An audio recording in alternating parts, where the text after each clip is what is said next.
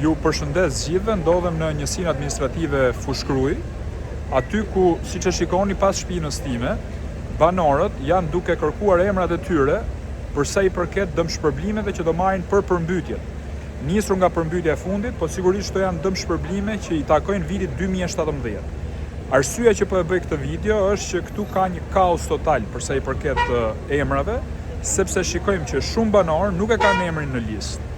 Janë bërë disa seleksionime, cilat disa janë trajtuar si të nënës dhe disa si të njerëkës, dhe edhe pse kanë pasur emrin në listën fillestare në atë që quhet seleksionimi i parë dhe janë dhënë dokumentat, këtu nuk ju rezulton emri. Kam marrë sot mbi 30 telefonata nga qytetarë të ndryshëm, jo vetëm të Fushkrujës, të Bilajit, të fshatit Zall, po edhe të fshatrave tjera, apo dhe të disa njerëzve të cilët kanë pas bizneset e tyre të cilët janë përmbytur dhe nuk e gjejnë emrin.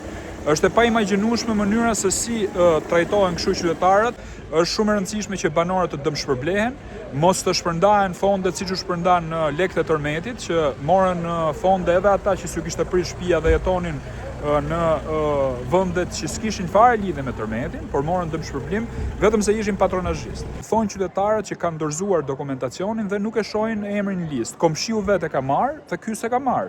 E ka marrë ai që ka biznes ngjitur me biznesin e tjetër qytetarëve dhe nuk e marrin pjesa tjetër. Jo shton qytetarëve që do të shkruani emrin aty dhe do bëjmë një kërkesë tjetër. Unë e di që kjo është një përgjigje luk boshe nga ana e bashkisë, dhe topin mundohen ta kalojnë tek emergjencat civile. Në rast se emergjencat civile nuk i kanë shkruajt emrat e banorëve, sigurisht që do ndiqet në çështje gjyqësore kjo, se s'ka mundësi tani që e merr një familje tjetër nuk e merr. Shumë mirë bën që do shpërndahen fondet e përmbytjeve, por është përmbytja 2017-s, kujdes, ne po përmbytemi sistematikisht.